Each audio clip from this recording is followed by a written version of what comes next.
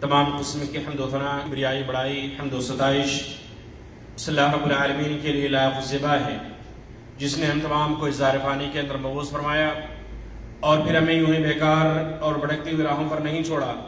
بلکہ ہمیں اسلام کی ایسی عظیم نعمت سے نوازا اور بے شبہ درود و سلام محمد رسول اللہ صلی اللہ علیہ وسلم پر، جنہیں اللہ رب العزت نے اس کائنات کے ہدایت اور رہنمائی کے لیے مبعوث فرمایا اور آپ صلی اللہ علیہ وسلم کے اوپر دین اسلام کی تکمیل فرمائی۔ معزز حاضرین جمعہ، سعادت مند زندگی، اچھی زندگی، خوشحال زندگی، یہ ہر شخص کے لیے مطلوب ہے، ہر شخص اس کی چاہت رکھتا ہے، کوشش کرتا ہے دنیا کے اندر اس کا بہترین گھر ہو، اچھی گاڑی ہو، اس کے کھانے پینے کی چیزیں بڑی عمدہ قسم کی ہوں، بہترین اور حسین و جمیل اس کے پاس بیوی ہو، عمدہ قسم کا برانڈڈ لباس ہو، اور اس کے علاوہ بھی اس کی بہت ساری تمنائیں آرزویں ہوتی ہیں، میرے پاس بہت زیادہ مال ہو، روپے پیسے ہوں، اور پھر میں صحت مند بھی ہوں، ہٹا کٹا بھی رہوں، بیمار نہ پڑوں۔ یہ ہر شخص کی امیدیں رہتی ہیں، ہر شخص اس کے لیے کوشش بھی کرتا ہے، لیکن یہ حقیقت بھی ہے کہ یہ سب چیزیں اس دنیا کے اندر عارضی ہیں، مختصر وقت کے لیے، پھر ہمیں اور آپ کو یہ دنیا چھوڑ کر جانا ہے۔ اسی لیے اللہ تعالیٰ نے کہا ہے قُلْ مَتَاعُ الدُّنْيَا قَلِيلٌ، دنیا کی جو ساز و سامان ہے، دنیا کی جو فائدے اٹھانے کی چیزیں ہیں، یہ کیا ہے؟ اس کی مدت بہت ہی قلیل، بہت مختصر ہے۔ وَالْآخِرَةُ خَيْرٌ لِمَنِ اتَّقَىٰ، لیکن آخرت کی جو زندگی ہے وہ باقی رہنے والی ہے۔ ہمیشگی کی جو زندگی ہوگی، مرنے کے بعد کا جو مرحلہ قیامت کے بعد جنت اور جہنم کا، وہ ہمیشہ ہمیشہ کے لیے ہوگا۔ وَلَا تُظْلَمُونَ فَتِيلًا، اور اللہ تعالیٰ نے کہا تمہارے اوپر بالکل بھی ظلم نہیں کیا جائے گا، معمولی بھی ظلم نہیں کیا جائے گا۔ تو اس آیت کریمہ سے معلوم ہوا کہ جو اہل ایمان ہیں، جو اللہ اور اس کے رسول پر ایمان رکھنے والے ہیں، جو دین شریعت پر ایمان لائے ہوئے ہیں، ان لوگوں کو کم از کم اس دنیا کو عارضی سمجھنا چاہیے۔ یہ دنیا چند دن کی زندگی ہے، اس دنیا کے اندر ہمیشہ نہیں رہنا ہے۔ اس دنیا کے اندر رہ کر اللہ رب العالمین کی بنائی ہوئی جنت، جو اللہ نے مومنین کے لیے، متقیوں کے لیے، صالحین کے لیے تیار کر رکھی ہے، اس جنت کی تیاری اس دنیا کے اندر کرنی ہے۔ یہ درس اور عبرت ہمیں اور آپ کو ملتا ہے، اس لیے ہمیں چاہیے کہ ہم اس جنت کے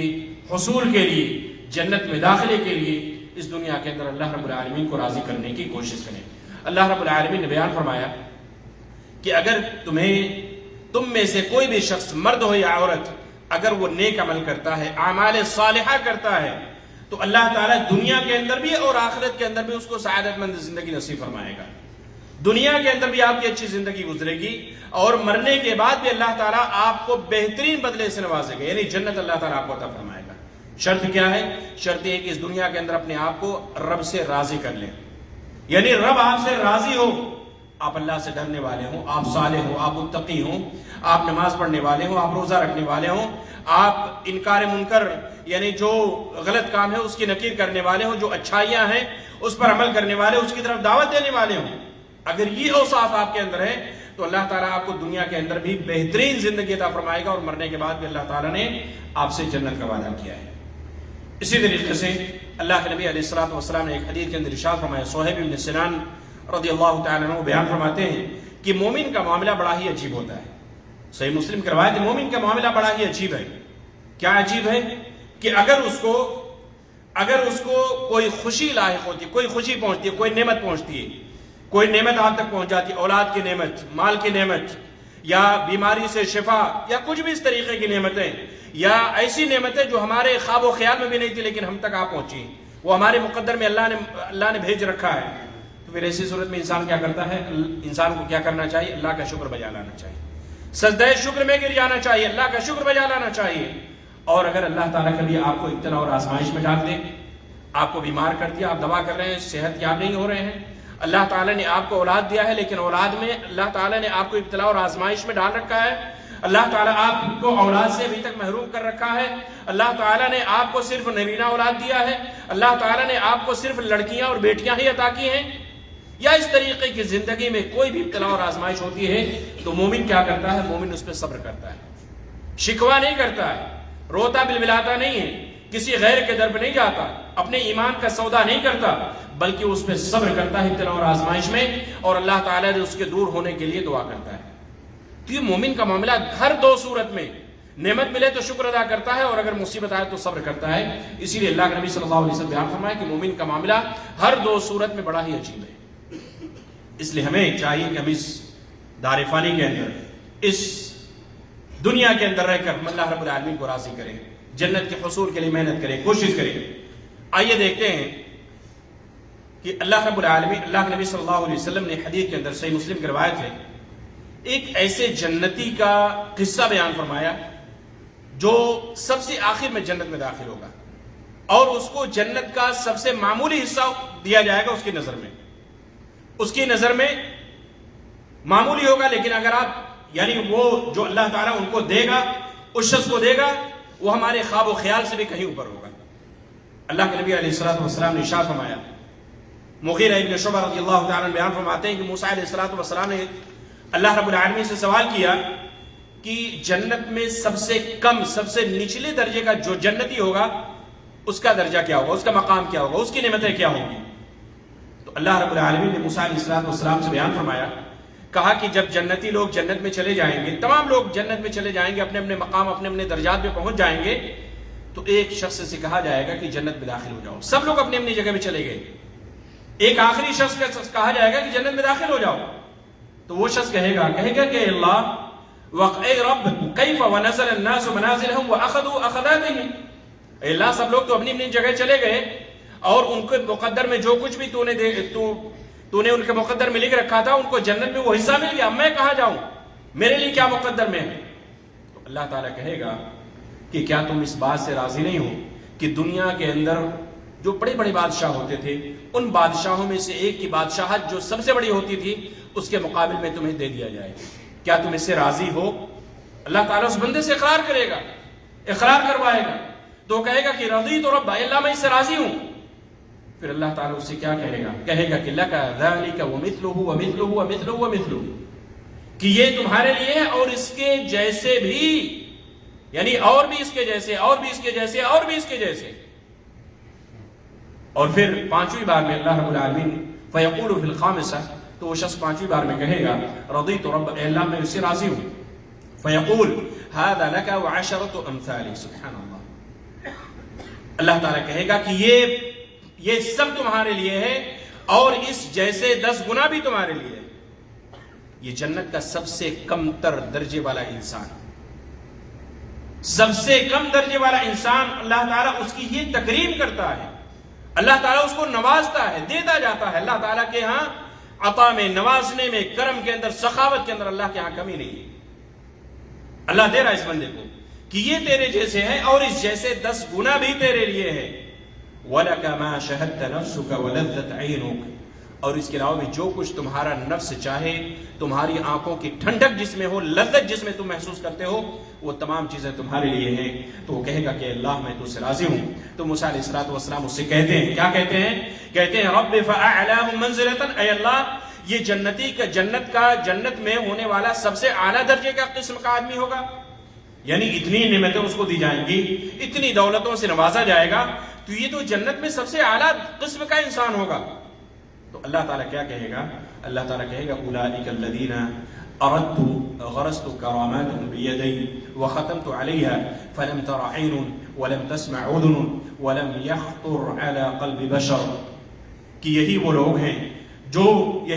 ہیں جو میری مراد ہیں، یہی وہ لوگ ہیں جو میری مراد ہے، ان کے عزت و کرامت کو میں نے اپنے ہاتھوں سے کاشت کیا، یعنی یہ انہی لوگوں پر میری کرامت، ایسے لوگوں کو میں نے اپنا محبوب بنا لیا جن کو میں نے جنت کے اندر ان سب سے کم درجوں کے اندر میں نے ان کو نوازا ہے۔ تو اللہ کے نبی صلی اللہ علیہ وسلم نے حدیث کے اندر بیان فرمایا کہ فَلَمْ تَرَ عَيْنٌ، یعنی وہ نعمتیں ایسی نعمتیں ہوں گی جن کو کسی آنکھوں نے دیکھا نہیں ہوگا، کسی کان نے سنا نہیں ہوگا، اور کسی دل پر اس کا خیال بھی نہیں گزرا ہوگا۔ یعنی انسان جتنا بھی تصور کر لے، جتنا بھی خیالی دنیا میں چلا جائے، وہ جنت اتنی بالا تر ہوگی، اتنی نعمتیں ہوں گی، اتنی عمدہ کوالٹی کی ہوگی، یہ نعمتیں ہوں گی، اس سے کہیں بالا تر اللہ تعالیٰ جنت کے اندر جنتیوں کو اپنی نعمتوں سے نوازے گا۔ تو یہ سب سے کم جو درجے کا جنتی ہوگا، اس کے بارے میں اللہ کے نبی صلی اللہ علیہ وسلم نے اس حدیث کے اندر بیان فرمایا۔ اور جنت کے اندر اگر آپ اس سے بھی اعلیٰ درجے کی جنت چاہتے ہیں، جنت الفردوس، جس کے بارے میں اللہ کے نبی صلی اللہ علیہ وسلم نے بیان فرمایا کہ اگر تم اللہ رب العالمین سے سوال کرو تو تم جنت الفردوس کا سوال کرو، جنت الفردوس کا سوال کرو۔ کیوں؟ اللہ کے نبی صلی اللہ علیہ وسلم نے حدیث کے اندر بیان فرمایا کہ فَإِنَّهُ أَوْسَطُ الْجَنَّةِ وَأَعْلَى الْجَنَّةِ، اس لیے کہ جنت الفردوس کیا ہے؟ یہ جنت کا سب سے درمیانی حصہ ہے، جنت کا سب سے درمیانی درجہ ہے اور جنت کے سب سے بلند درجے پر ہے۔ فردوس کا سوال کرنا چاہیے، جنت الفردوس۔ اے اللہ تعالیٰ ہمیں جنت الفردوس میں اعلیٰ مقام عطا فرما۔ ہم اللہ سے یہ دعا کرتے ہیں کہ اللہ تعالیٰ ہمیں بھی اس مقام پہ پہنچا دے، ہمیں جنت الفردوس میں اعلیٰ مقام عطا فرما۔ اے اللہ ہمیں جنت کے اندر انبیاء، صلحاء، متقین کی صحبت نصیب فرما۔ اللہ تعالیٰ ہمیں جنت کے اندر نبی کریم جناب محمد رسول اللہ صلی اللہ علیہ وسلم کی رفاقت اور صحبت نصیب فرما۔ اس جنت کا ہمیں اور آپ کو اپنی نمازوں کے اندر، اپنی دعاؤں کے اندر اللہ رب العالمین سے سوال کرنا چاہیے، مانگنا چاہیے۔ اذان کے بعد جب مؤذن اذان ختم کرتا ہے، اللہ کے نبی علیہ الصلوۃ والسلام نے ارشاد فرمایا کہ اذا سمعتم المؤذن فقولوا مثل ما يقول ثم صلوا علی،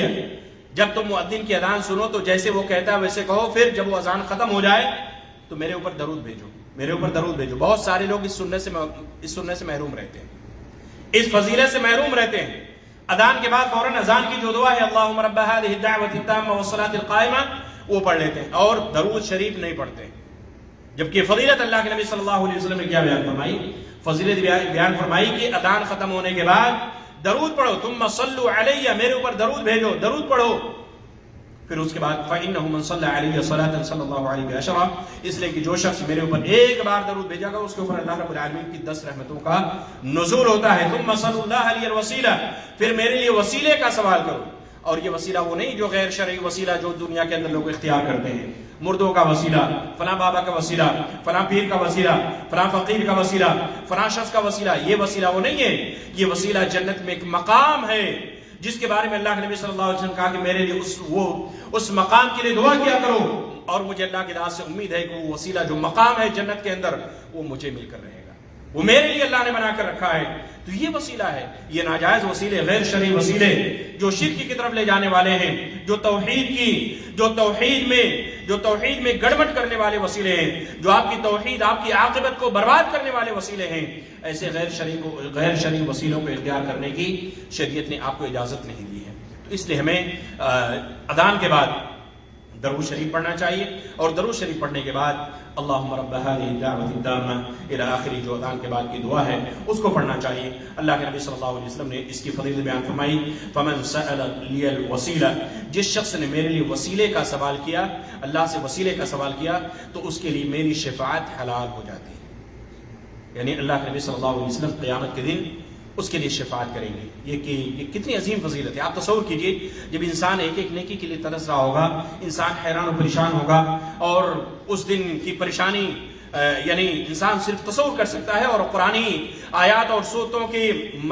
تناظر میں اس کو پڑھ سکتا ہے اور سوچ سکتا ہے کہ وہ قیامت کا دن جہاں کوئی سکون نہیں ہوگا، قیامت کے میدان میں کوئی سکون نہیں، کوئی پرسان حال نہیں ہوگا، سورج بالکل قریب آ جائے گا، انسان اپنے اپنے بدعمالیوں کی وجہ سے پسینوں میں ڈوب رہا ہوگا، کوئی کسی کی پرسان حال، کوئی کسی کی خیریت لینے والا نہیں ہوگا۔ ایک نیکی کے لیے آپ اپنے تمام رشتہ داروں کے پاس جائیں گے، والدین کے پاس، ماں باپ کے پاس، بیوی بچوں کے پاس، سب سے انسان بھاگے گا، کوئی کسی کی خیریت لینے والا نہیں ہوگا۔ اس دن اگر اللہ کے نبی صلی اللہ علیہ وسلم آپ کے لیے شفاعت کریں، اس سے بڑی خوش نصیبی، اس سے بڑی سعادت مندی، اس سے بڑی سرفرازی اور کیا ہو سکتی ہے؟ اس کے لیے ضروری ہے کہ اس دنیا کے اندر اللہ کے نبی علیہ الصلوۃ والسلام کی سچی اتباع کیجیے، سچی پیروی کیجیے، آپ صلی اللہ علیہ وسلم کے بتائے ہوئے طریقوں پر عمل کیجیے، آپ صلی اللہ علیہ وسلم نے جن کاموں سے منع کیا ہے اس سے رک جائیے۔ تو یہ ایک ادنا جنتی کا، ایک جنت کے اندر سب سے کم درجے کا جو شخص ہوگا، اللہ تعالیٰ اس کو اس دنیا کے اندر جو بڑے سے بڑا بادشاہ ہوگا اس کے مقابل میں اس سے کئی گنا اللہ تعالیٰ عطا فرمائے گا۔ اس لیے ہمیں بھی چاہیے کہ ہم جنت کے حصول کے لیے، جنت میں جانے کے لیے، جنت میں اعلیٰ درجہ حاصل کرنے کے لیے اس دنیا کے اندر اپنے رب کو راضی کریں، رب کی مرضی کے مطابق ہم زندگی گزاریں، نبی کریم صلی اللہ علیہ وسلم کو بتائے ہوئے طریقے کے مطابق ہم زندگی گزاریں۔ اللہ رب العالمین ہم تمام لوگوں کو توفیق عطا فرمائے، اللہ تعالیٰ ہمیں نیک اعمال کرنے کی توفیق عطا فرمائے، اللہ تعالیٰ ہمیں اعتماد و روزہ کرنے والوں میں سے بنا دے۔